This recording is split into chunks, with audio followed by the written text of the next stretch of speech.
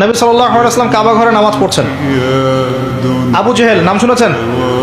আবু জেহেল দেখে ফেলেছে, এসে নবী সাল্লাল্লাহু আলাইহি ওয়াসাল্লামকে আঘাত করেছে, একটা ঘুষি দিয়েছিল।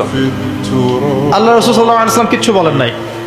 এই দৃশ্যটা দেখেছেন একজন দাসী, দেখে হামজা রাদিয়াল্লাহু আনহু স্বীকার করে ফিরছিলেন। তিনি কিন্তু তখন ইসলাম কবুল করেন নাই, নবীর চাচা, আপন চাচা।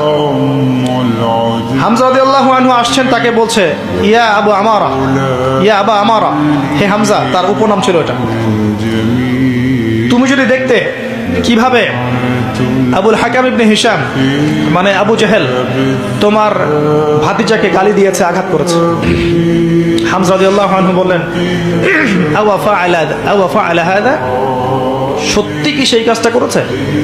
তখন এই দাসী বলছেন ই ওয়া রব্বি, আল্লাহর কসম সত্যিই কাজটা করেছে। তখন তিনি ঘোড়া ছুটিয়ে কাবা ঘরে গেলেন, গিয়ে দেখলেন আবু জেহেল দাঁড়িয়ে আছে সবার সামনে, কাবা ঘরে সবার সামনে আবু জেহেলের কলার ধরে তাকে প্রচন্ড জোরে একটা ঘুষি দিয়ে বললেন যে আতাশতুমুনি ওয়া আনা আলা দীনি, তুমি কি আমাকে আঘাত করবে? আমি নিজে তার দিনের উপরে আছি। আকুলু মা ইয়াকুল, ও যা বলে, আমার ভাতিজা যা বলে আমিও তাই বলি। রুদ্দাহা ইন ইসতাতা'তা, তোমার যদি ক্ষমতা থাকে এই ঘুষি ফিরিয়ে দিয়ে দেখাও। কে বলেন এই কথা? হামজা রাদিয়াল্লাহু আনহু। এবং ওখানে সাক্ষ্য দিচ্ছেন যে আনা আলা দীনি ওয়া শাহিদতু আল্লা ইলাহা ইল্লাল্লাহ ওয়া আন্না মুহাম্মাদার রাসূলুল্লাহ। তোমার যা ইচ্ছা এখন করো। কারো বুকের কলিজা ছিল না, ওখানে হামজা রাদিয়াল্লাহু আনহুকে একটা আঘাত করে দেখায়। এবার তিনি চলে গেলেন দারুল আরকামে, যেখানে নবী সাল্লাল্লাহু আলাইহি ওয়াসাল্লাম তখন ছিলেন। সেখানে গিয়ে বলছেন ইয়া ইবনে আখি, হে আমার ভাতিজা, কুনতু আনসুরুকা লিল হামিয়া, আমি এর আগ পর্যন্ত তোমাকে আত্মীয়তার সম্পর্কের কারণে সাহায্য করেছি। আলান, আজকে থেকে আনসুরুকা লিল ইসলাম, আমি তোমাকে ইসলামের জন্য সাহায্য করব। ওয়া আশহাদু আল্লা ইলাহা ইল্লাল্লাহ ওয়া আন্নাকা রাসূলুল্লাহ। এরপরে ইসলাম শক্তিশালী হচ্ছে। এই দৃশ্যটা দেখেছে ওমর রাদিয়াল্লাহু আনহু। দেখে তিনি বাসায় গিয়ে চিন্তা করছেন, তিনি কিন্তু একটা গোত্রের নেতা, চিন্তা করছেন যে সমস্ত সমস্যার গোড়া মনে হয় মুহাম্মদ, নাউযুবিল্লাহ। যদি তাকে আমি হত্যা করে ফেলি এবং হত্যা করে আমি আমাকে এই বনু হাশেমের কাছে সোপর্দ করি, তাহলে সব সমস্যার সমাধান। এভাবে তিনি কোষমুক্ত তরোয়াল নিয়ে বের হলেন। আপনারা জানেন ঘটনা। বের হলেন তাকে হত্যা করতে। পথে শুনলেন তার বোন এবং ভগ্নিপতি ইসলাম কবুল করেছে। ওখানে গেলেন, দরজার বাইরে থেকে শুনছেন কোরআনের আওয়াজ শোনা যাচ্ছে। কোন সূরা? তাহা, মা আনজালনা আলাইকাল কিতাবা লিতাশকা, মা আনজালনা আলাইকাল কুরআনা লিতাশকা ইল্লা তাযকিরাতান লিমান ইয়াখশা তানজিলাম মিম্মান খালাকাল আরদা ওয়াস সামাওয়াতি উলা আর রহমান আলাল আরশি ইসতাওয়া। এই সূরাটা পড়তে লাগলেন। একটা পর্যায়ে তার চোখ দিয়ে দরদর করে পানি পড়তে লাগলো। তিনি শিক্ষিত যুবক ছিলেন। আরবে তখন খুব কম যুবক পড়াশোনা করতে জানতো, হয়তো 12 জন বা 14 জন, তার মধ্যে উনি একজন ছিলেন। তিনি বুঝতে পারলেন যে এটা আল্লাহর কালাম, এটা মানুষের লিখিত কোনো কাব্য নয়। তিনি তখন তার বোনকে বলছেন ইয়ামবাগি লিমান ইয়াকুল হাদা, যে সত্তা এভাবে কথা বলতে পারে, আল্লাহ ইউবাদা মাআহু গায়রা, এটা শোভা পাবে না যে তার সাথে অন্য কারো ইবাদত করা হোক।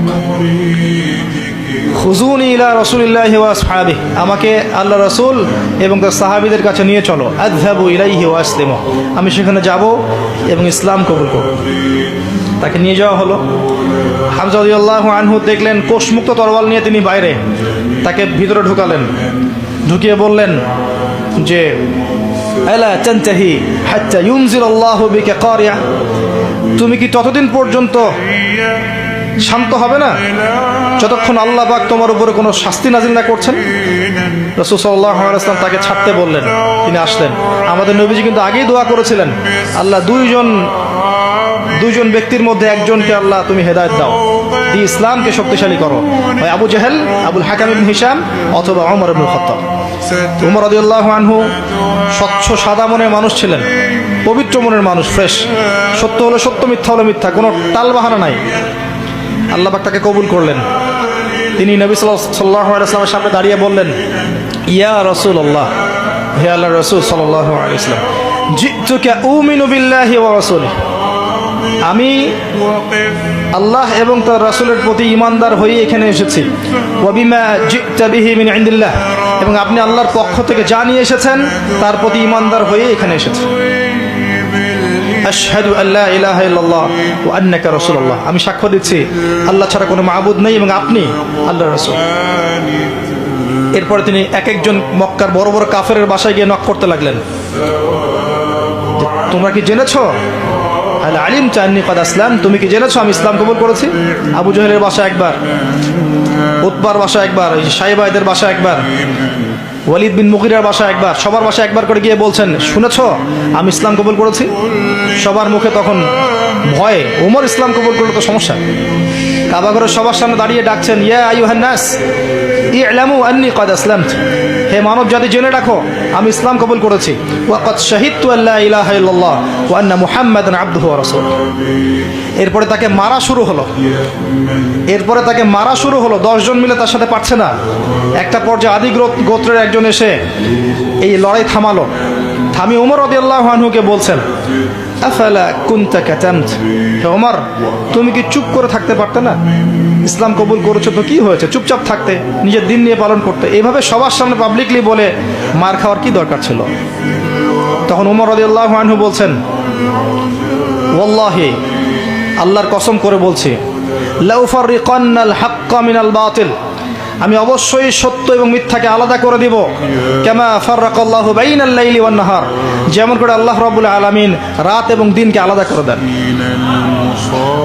এরপর থেকে তার নাম হয়েছে ওমর আল ফারুক, পার্থক্যকারী।